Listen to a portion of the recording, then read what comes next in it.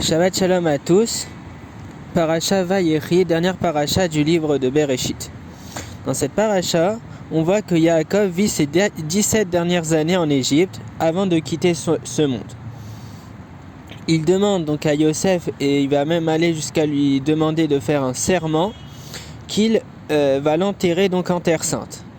Il bénit les deux fils de Yosef, Ménaché et Ephraïm, qu'il élève au même rang que ses propres fils, comme fondateurs des tribus d'Israël. Yaakov veut dévoiler la fin des temps à ses enfants, mais la présence divine s'éloigne de lui, il les bénit alors l'un après l'autre.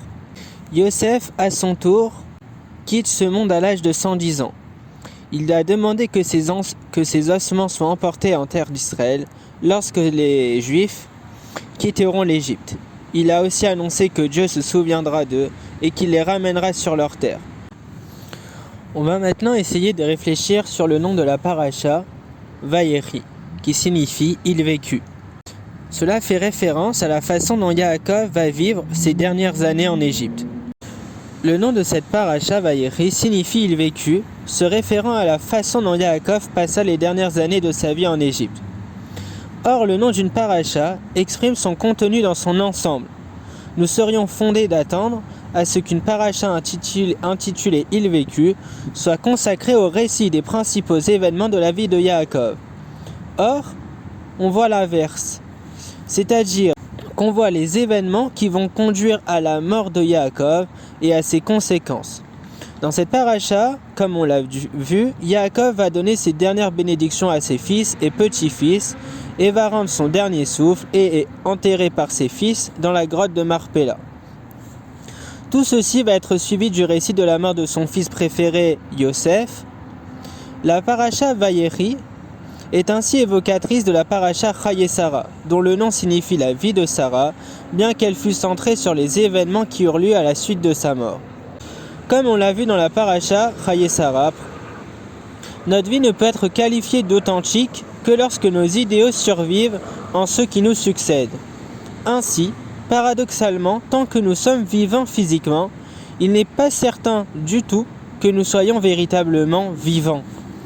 Car les preuves d'une vie vraie ne se manifestent qu'après la mort. Si nos descendants restent fidèles aux valeurs que nous leur avons transmises, alors nous avons vécu et nous sommes toujours vivants. Autrement, cela signifie que même de notre vivant, nous étions fondamentalement morts. Cette perspective permet d'expliquer pourquoi ici dans la paracha Vayechi, la Torah fait précéder à la mention de l'âge de Yaakov quand il mourut. Yaakov vécut 17 ans en terre d'Égypte. Dans la paracha Chaye Sarah, on ne trouve pas de telle introductive concernant Sarah. On nous y informe seulement de son âge au moment de sa mort. Le fait que Yaakov vécut 17 ans en terre d'Égypte avant de mourir, des années dont il nous est dit qu'elles furent les meilleures de sa vie, pleines de réelle satisfaction à la vue de ses enfants et ses petits-enfants, fidèles à ses idéaux, prouve qu'il fut réellement vivant au cours de sa vie. Le fait qu'il sut préserver sa propre spiritualité dans le monde corrompu et idolâtre de l'Égypte, et qu'il réussit à élever ses enfants et ses petits-enfants dans le même esprit, atteste du caractère foncièrement authentique de sa vie. De ce fait, la vie de Yaakov se perpétue si réellement dans la vie de ses descendants que la Torah n'emploie même pas le terme « mourir » quand elle relate sa mort. Elle dit seulement qu'il cessa de respirer. Et le Talmud assure donc que fondamentalement, Yaakov n'est pas mort. De plus, comme nous le verrons par la suite, la mort de Yaakov indique l'amorce d'une descente qui allait se conclure par l'asservissement physique de tous ses descendants, l'esclavage en Égypte. Le fait que le peuple juif demeura fidèle à l'héritage de Yaakov, même dans des circonstances aussi difficiles, est une preuve supplémentaire que sa mort démontra le plus clairement possible qu'il fut non seulement vivant sa vie durant, mais qu'il continua de l'être même après également. Comme nous l'avons vu dès sa jeunesse, Yaakov incarna l'érudit en Torah par excellence.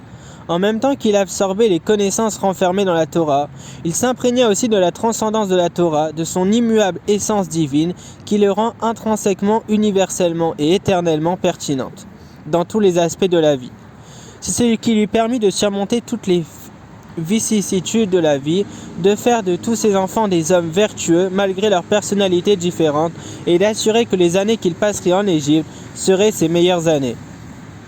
La Torah étant l'incarnation de la volonté de la sagesse de Dieu et vérité. L'étude de la Torah est donc la poursuite de la vérité. C'est pourquoi, par extension, l'engagement dans la Torah signifie un dévouement sans compromis à la vérité. La Torah fut la clé de Yaakov pour la vie éternelle, car la vérité, par définition, est éternelle.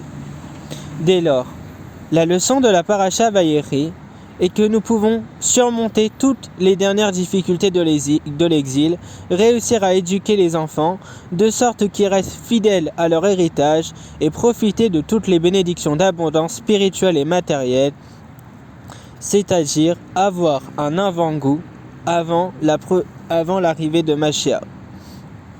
Et même si nous sommes aujourd'hui encore en exil, à travers l'étude de la Torah et l'accomplissement de ses commandements, on peut quand même avoir donc cet avant-goût. Shabbat Shalom à tous et plein de bonnes choses.